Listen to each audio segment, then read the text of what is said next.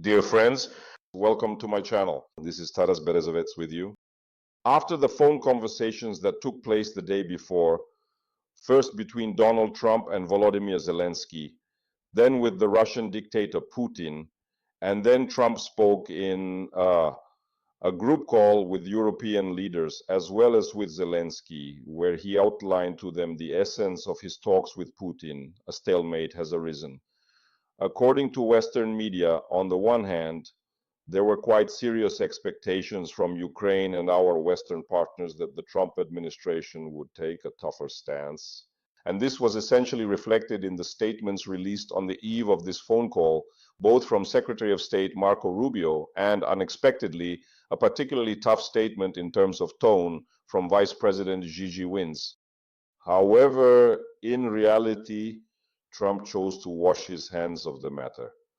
Moreover, during the phone conversation, according to the Financial Times, Trump stated that he was not going to impose any additional sanctions against Russia, which left Western leaders stunned. All of this casts serious doubt on the future direction of American policy, and most importantly, its alignment with Ukraine and European partners who are becoming increasingly disillusioned with Donald Trump's diplomacy. Moreover, such dissatisfaction is growing even among members of the American president's own party, the Republicans, as influential Western media outlets are reporting today, including the British Financial Times. The British newspaper The Telegraph is asking whether Trump has a plan B. Daniel Deport, an international columnist for the publication, analyzes the outcome of the phone conversation between Trump and Putin and wonders why this conversation failed to lead to a diplomatic breakthrough. Despite the fact that preliminary statements had given serious hope that Trump would take a tougher stance and might use the levers at his disposal, levers which, as he himself previously stated, had not been used by his predecessor, Joe Biden. Earlier, let me remind you, in one of his public statements, Donald Trump said that the Biden administration had used no more than 10% of the sanctions that could have been imposed against the Kremlin. Nevertheless, all of this pushes the prospect of reaching a peace agreement further into the future. And most observers and analysts conclude that at this stage in the coming months, it is not worth expecting any breakthrough regarding the end of the war in Ukraine. In addition, Western leaders asked the American president why he did not set the condition for Putin to agree to a ceasefire for at least 2 weeks as part of a peace agreement. In particular, this was stated by Trump's closest ally in the European Union, Italian Prime Minister Giorgia Meloni. However, as we hear from multiple sources, this particular question in the end ultimately remained unanswered. Essentially, there are only two options left for how the Donald Trump administration might act.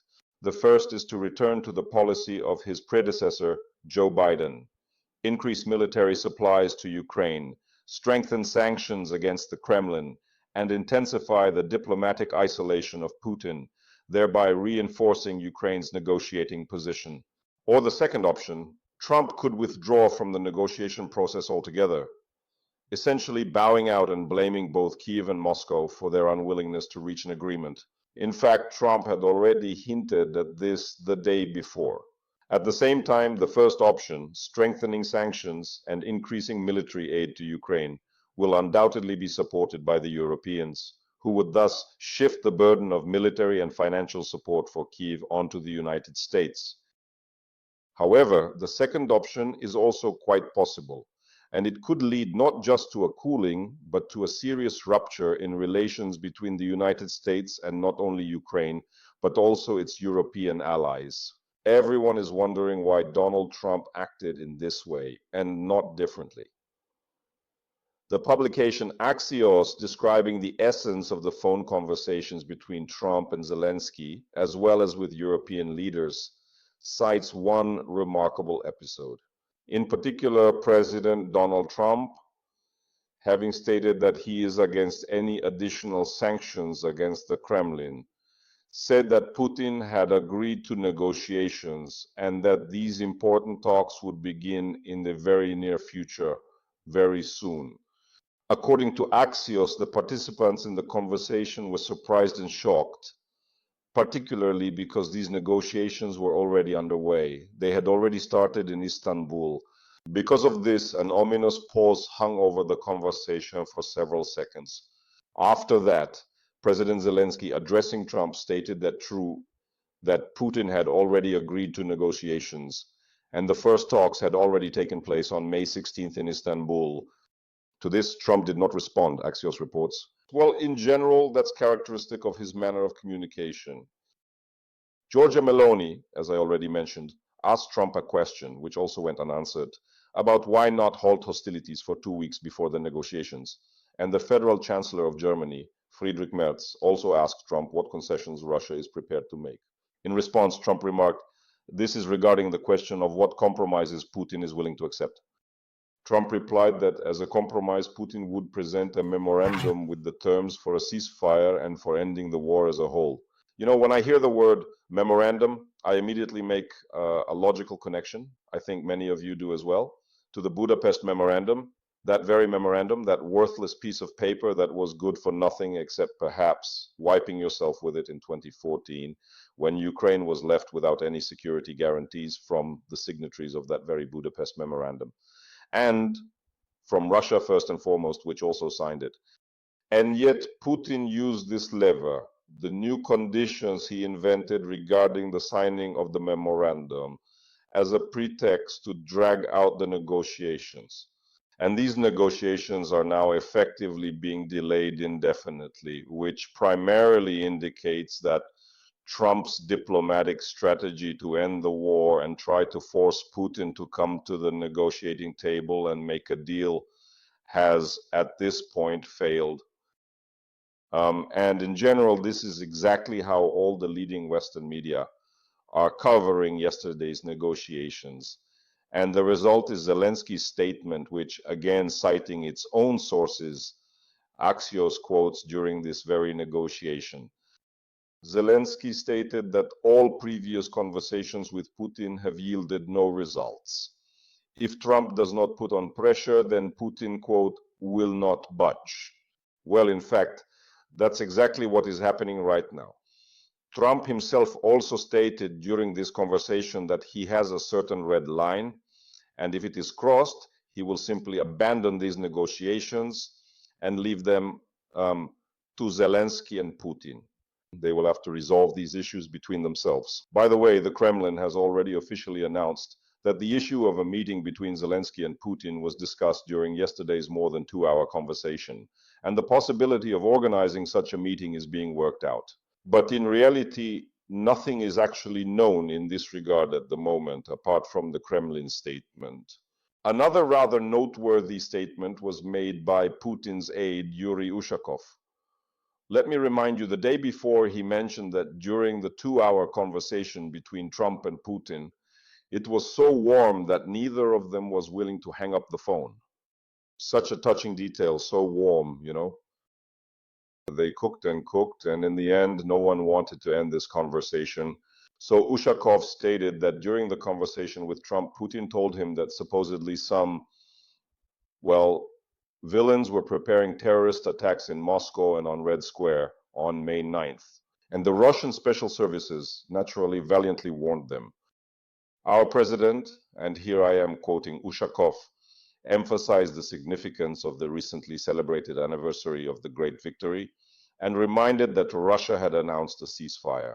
After that, during the night of May 6th to 7th, Ukraine launched 524 drones at Russian territory, as well as American Storm Shadow missiles. But here Ushakov lied. These missiles are, of course, not American at all, but British-French. Moreover, Ushakov stated most of them were headed for Moscow. Almost all of them were shot down. Almost, which means some were not shot down. At the same time, threats of terrorist attacks in the city center near the Kremlin and Red Square were prevented. But it's also important to note that the Storm Shadow missile, no matter what, simply couldn't reach Moscow since its range doesn't allow it to get that far. But Ushakov is not a military expert, so for him, lying, is as easy as spitting. And moreover, Ushakov claims that Trump, of course, did not mention this outrageous incident to Trump by accident. Well, we can only guess how the American leader reacted to this. Probably the president also gasped and expressed his indignation. The presidents, Ushakov stated, spoke at length and warmly about how our countries were allies during World War II, fighting together against Nazi Germany and militarist Japan.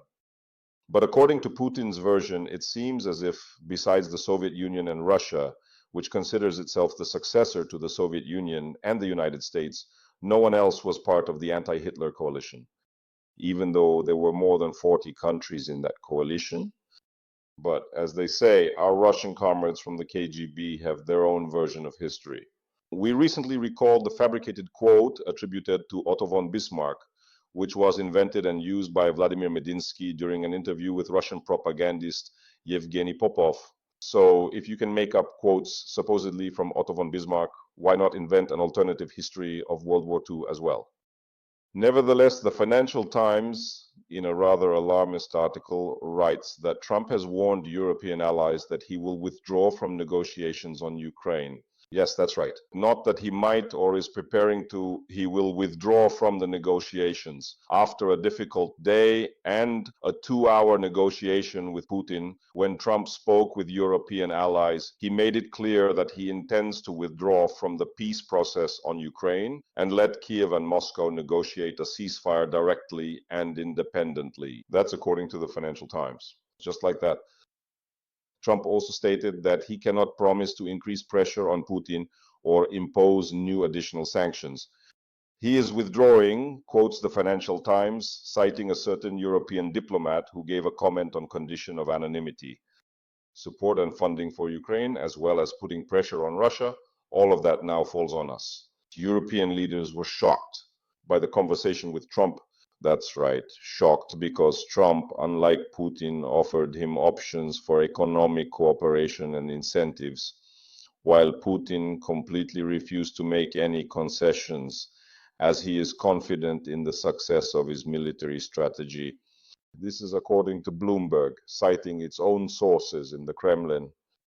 As is known, the Kremlin is demanding the complete withdrawal of the Ukrainian army from Ukrainian territories, Donetsk, Luhansk, Zaporizhia, and Kherson regions, and Medinsky threatened the occupation of the Kharkiv and Sumy regions. Well, telling tales about how they will fight like they did with Sweden during the time of Peter the Great for 21 years. But in reality, it wasn't a war that lasted 21 years continuously. It was simply the Great Northern War, which spanned 21 years on the calendar. But that doesn't mean that military actions were taking place every day throughout those 21 years. Yes, of course, that wasn't the case. Otherwise, there simply wouldn't have been any population left at that time, either in the Russian Empire, naturally, or in Sweden. But again, Medinsky is a well-known historian, a distinguished historian who even makes up quotes for Otto von Bismarck. So why wouldn't he twist the history of the Great Northern War here? That pretty much goes without saying. So after this whole complicated day, when Europeans and many of Trump's allies were shocked, after Trump made it clear to everyone that he was ready to completely step aside and shift this burden onto Zelensky and the Europeans, basically saying, you deal with it yourselves. Trump's allies, including those from the Republican Party, rushed to try to persuade him, to convince him not to withdraw from the negotiations on Ukraine. It is reported that on Tuesday there were numerous calls to the American leader. Trump's fellow party members began to lose confidence in his diplomatic strategy. This is reported by the Washington publication The Hill. In particular, the chairman of the U.S. Senate Armed Services Committee, Roger Wicker, stated that the American president should take a tougher stance. Here, Republican Wicker asserts, they, Russia, should be treated as the aggressors that they are, as the war criminals that they are, especially Putin. Our negotiators must understand that not a single word of truth will come from Vladimir Putin's mouth. He never keeps his promises. In fact, he is only interested in dominating his neighbors. This must be acknowledged. Well, this only shows that Trump, with his diplomatic maneuvering, has brought the situation to such a state that he is now actually disappointing people and causing increasingly widespread irritation regarding the course of his negotiations and his diplomatic strategy. If this strategy ultimately fails, it could lead to serious domestic political consequences for the American president himself. And this is exactly what the article in The Hill is about. And among other important news, the influential American newspaper, The Washington Post, citing its sources, reports that the Trump administration is planning to spend $250 million, originally intended for foreign aid, essentially on the voluntary self-deportation of 200,000 Ukrainians and 500,000 Haitians who moved to the United States because of the war. Migrants who voluntarily deport themselves from the country are supposed to receive a non-repayable grant of $1,000 from the US government. In addition, the Washington Post document refers not only to Ukrainians who are to be forced to leave the US. Of course, we're talking about refugees here. Refugees, not those Ukrainians who arrived earlier. Residents of Afghanistan, Libya, Sudan, Syria, Yemen, Haiti, and Palestinians are also mentioned. The International Organization for Migration does not support the corresponding decision that is being prepared. It is reported that the draft documents are being considered as preliminary, and a representative of the US Department of Homeland Security called them outdated. In other words, they are currently denying it. In any case, plans regarding the self-deportation of 200,000 Ukrainians and 500,000 Haitians were indeed being developed. Earlier, the US Department of Homeland Security stated, without specifying nationality, that all illegal migrants who voluntarily deport themselves from the country will receive a one-time, non-repayable assistance payment of $1,000. Previously, White House Press Secretary Karine Jean-Pierre denied information regarding the deportation of Ukrainian citizens. This scandal arose several weeks ago. However, the very appearance of this information in the highly influential and reputable publication, The Washington Post, this is not a tabloid, not the yellow press, indicates that such plans were indeed being developed and do exist. Whether they will be implemented is a big question. And just in the last minute, information came in about an attack by unknown assailants on a Russian military base in Syria, the Khmeimim Air Base.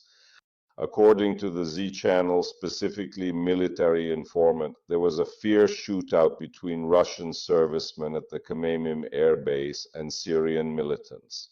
Losses have been reported on both sides. In particular, it is reported that the attackers were allegedly Russians, and it is claimed that they were members of radical groups who did not join the new authorities of Syria. And supposedly, 3 of the attackers were eliminated, while 1 managed to escape. And data is provided, though without any evidence, that all of them are suicide terrorists originally from Uzbekistan. It's interesting where such information comes from. It's unclear. That's it. And further, it is reported, this time according to the Syrian Observatory for Human Rights, that the Russian Khmeimim Air Base was attacked by a unit of the Ministry of Internal Affairs of the Republic. In other words, this is essentially a government unit. These are not suicide terrorists, nor are they radicals, but rather a unit directly subordinate to the Ministry of Defense and Internal Affairs of the new Syrian government. In addition, the security forces deployed around the facility have been placed on high alert. In the video, chaotic gunfire from automatic weapons and grenade launchers can be heard. Let me remind you that Khmeimim, as well as the naval base in Tartus, holds strategic importance for Russia and its armed forces. After the fall of Bashar al-Assad's regime, Russia was unable to reach an agreement. In particular, it is reported that the Syrian authorities are planning to transfer the naval base in Tartus to investors from Saudi Arabia for use, as declared, for commercial purposes. Whether those purposes will actually be commercial or not is unknown. Representatives from Turkey have also laid claim to the bases. At the very least, they would be very interested in taking advantage of the already established and deployed infrastructure. The official head of the new Syrian government, Ash-Shara, made it clear that the issue of the bases in Khmeimim and Tartu still remains unresolved. However, there are still unresolved issues. In particular, there have been demands to return Bashar Assad to Syria, to deport him from Russia, and to return all the valuables he has stolen, billions and billions that he managed to take out. Well, in any case, the attack on the Russian military base in Khmeimim is very interesting news that will undoubtedly have further developments, especially considering who carried out these actions. If it was the Syrian government forces, then, as they say, that's practically a royal flush. But naturally, they will deny it. There's no doubt about that. They will deny it, make excuses, but the information is very interesting. That's the news, friends. Take care of yourselves. Subscribe to the channel. Glory to Ukraine. Glory to the armed forces. Glory to the Ukrainian Special Forces. Glory to the Ukrainian Territorial Defense Forces.